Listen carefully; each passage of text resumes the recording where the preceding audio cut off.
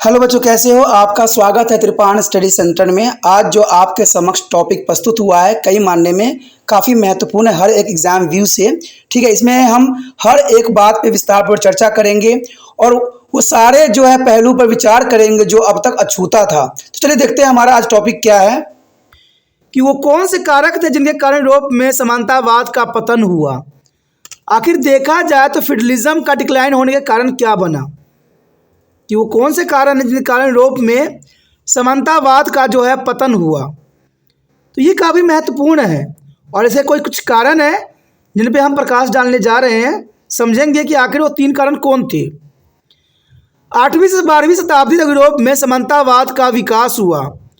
Europe में समानतावाद का भारी पतन हुआ और इसके लिए निम्नलिखित कारणों इसका पतन के कारण बने। और सबसे पहला कारण तो यही बना कि शक्तिशाली राजतंत्र का उदय। शक्तिशाली राजतंत्र का उदय काफ़ी महत्वपूर्ण रहता है। कहते हैं शक्तिशाली राजतंत्र ने समानतावाद के पतन का मार्ग प्रशस्त किया। शक्तिशाली राजतंत्र, क्योंकि राजतंत्र होगा तो जनरल सी बात है, समानतावाद के पतन का जो है मार्ग जो है प्रशस्त हुआ और प्रशस्त भी किया। और यह फ्रांस, स्पेन और इंग्लैंड में भी बढ़ा।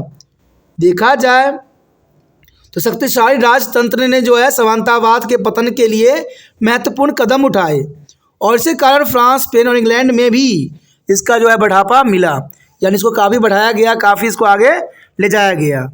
अगला जो बात आती है राष्ट्रवाद का उदय। एक बात तो सत्य है कि शिक्षा वो साधन होती है जो इंसानों को जगाती है।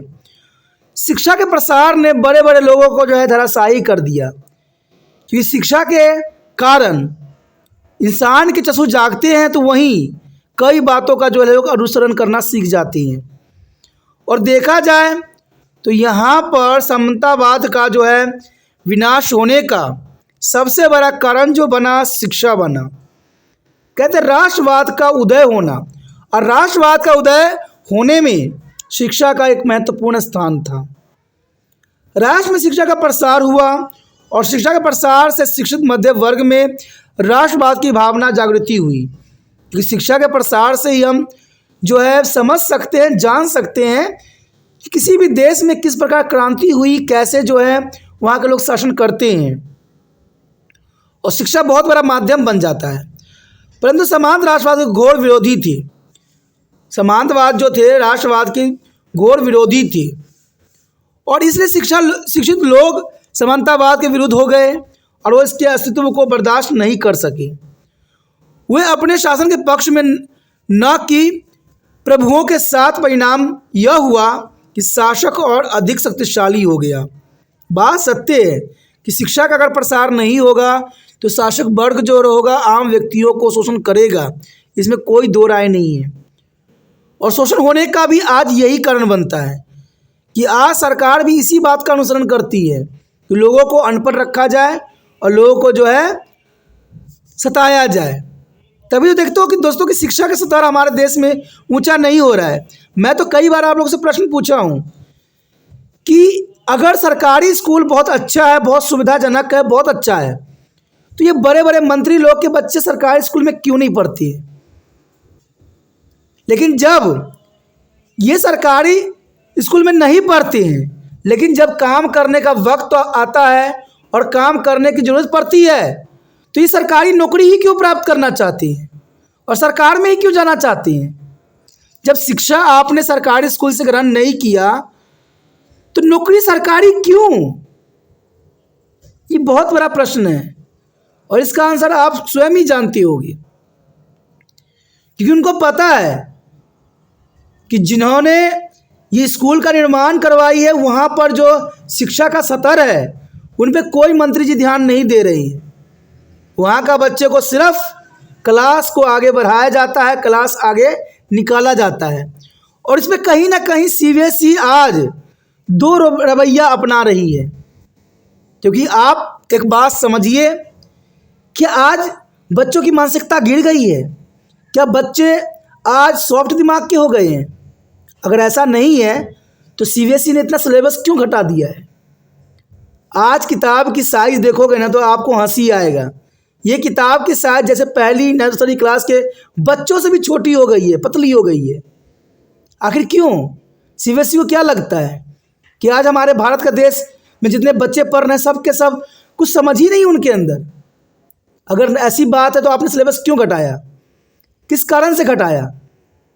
क्या इसमें आपको फ़ायदा हो रहा है कि बच्चे जो है आधे जानकारी के साथ आगे बढ़ें? पहले कितना कुछ होता था, कहते हैं 10th क्लास के बुक में ही होते थे इतने सारे कुछ, 8th में होते थे, सब कुछ बच्चे समझते थे और अच्छे नंबर भी लेते थे। लेकिन आज ही क्या हो गया, सरकार को इतना सिलेबस घटाने की क्या जरूरत पड़ गई?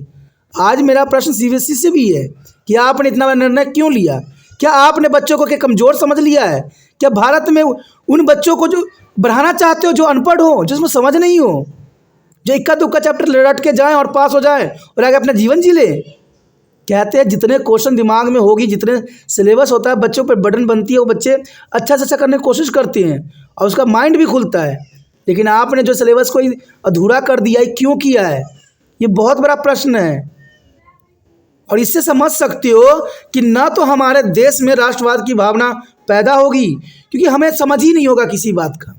आज पास होना बहुत आसान है, आप थोड़ा पढ़ लीजिए, लिखने आपको अच्छा से आए, आपको कोई भी एग्जाम में फेल नहीं कर सकता है, ये यहाँ पर मेरी गारंटी है। लेकिन बात यहाँ पर यही उठता है ना कि बच्चों को क्या समझ में आई है, बच्चे ने अरे क्या सोचा है, क्या विचार किया है, इस पर बहुत प्रश्न चिन्ह उठ रहा है। आज डिग्री डिप्लोमा प्राप्त करने वाले बच्चों की कमी नहीं है। कहते हैं बच्चे बेशक पढ़ने में अनपढ़ हो, लेकिन एक बार डिप्लोमा डिग्री कोर्स में एडमिशन करा तो लें, वो 100% पास होकर ही निकलेंगे, ये मेरी गारंटी है। एक बार तो आप एडमिशन करवा कर देख लो तो आप समझ सकते हो कि शिक्षा का स्तर आज कितना गिर गया है। तभी तो आए दिन कोई ना कोई एक्सीडेंट होते रहते हैं। इंजीनियर पुल बनाता है, पुल उद्घाटन के समय ही गिर जाता है। बड़े बड़े महल ठोके जाते हैं, वो ऐसे ही ख़त्म हो जाता है। बिजली बनाए 2 ही दिन के में गिर जाता है। रोड बनाए जाते हैं, 2 ही दिन में बरसात में उड़ जाती है रोड, पता नहीं लगता कहाँ है। तो इससे क्या कारण है? घटिया किस्म की सोच, घटिया किस्म की बातें। तो ये शिक्षा का स्तर है। लेकिन यहाँ पर देखा जाए समानतावाद के अंत के लिए शिक्षा सबसे बड़ा महत्वपूर्ण था। और जब अमेरिका आज़ाद हुआ तो वहाँ पर सबसे पहले अमेरिका में शिक्षा को स्तर को ऊंचा किया गया, क्योंकि उनको समझ थी कि शिक्षित व्यक्ति ही देश को चला सकते हैं। लेकिन हमारे देश में तो कहते हैं आज ये मंत्री जी की ये क्वालिफिकेशन नहीं देखी जाती है। आज मंत्री जी को ये देखे जाते हैं कि उन्होंने कितने लोगों को ख़त्म किया है, कितना आपराधिक केस उन पर दायर है। नहीं तो हमारे देश में देखिए, जितने भी देख लीजिएगा, ऐसा कोई मंत्री नहीं होंगे जिन पे साफ चिट्ठा हो, कोई अदालत में केस ना हो, ऐसा कोई भी नहीं होगा।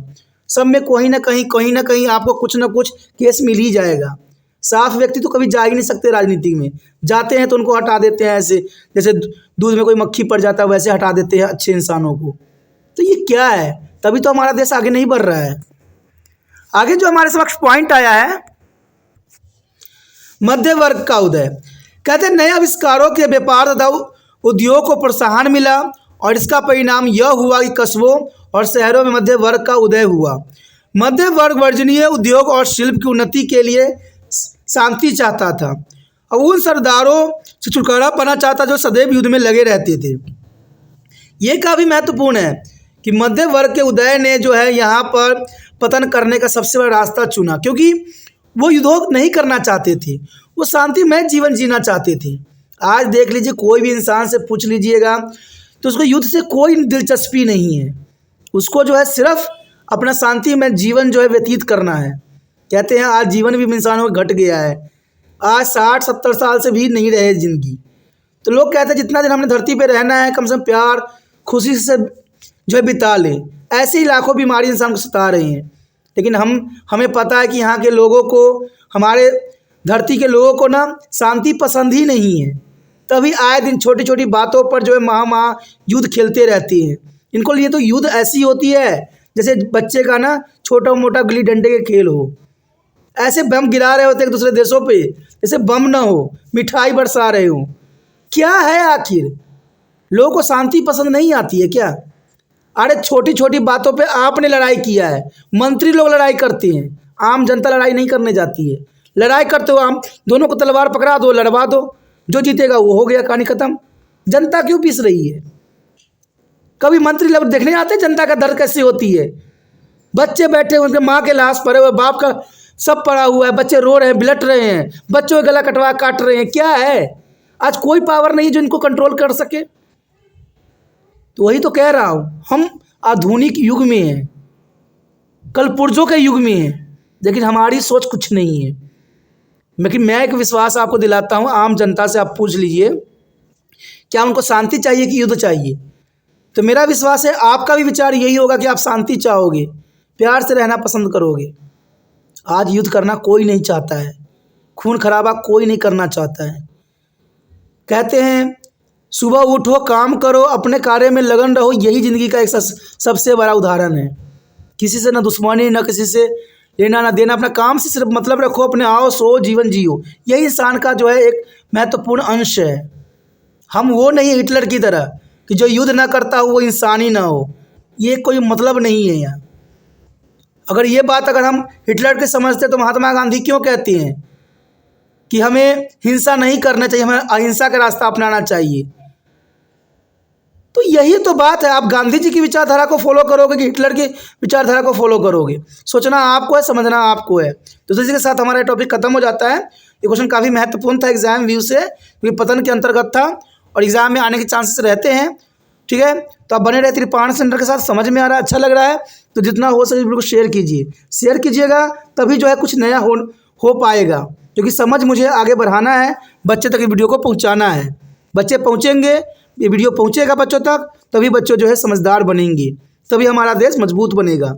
अगर ये भी है आपका लक्ष्य तो शेयर कीजिए, शेयर ही दूसरे बच्चों के लिए केयर बनेगा। ठीक है, पहली बार मेरे चैनल पे आए हो, पहली वीडियो देख रहे हो तो जनरल सी बात है दोस्तों, चैनल को सब्सक्राइब कर लीजिए। सब्सक्राइब कीजिएगा तभी जो है आने वाला वीडियो का नोटिफिकेशन आपको मिल पाएगा। तो सोचिए नहीं, विचार ना कीजिए, अभी त्रिपाण सेन को सब्सक्राइब कीजिए।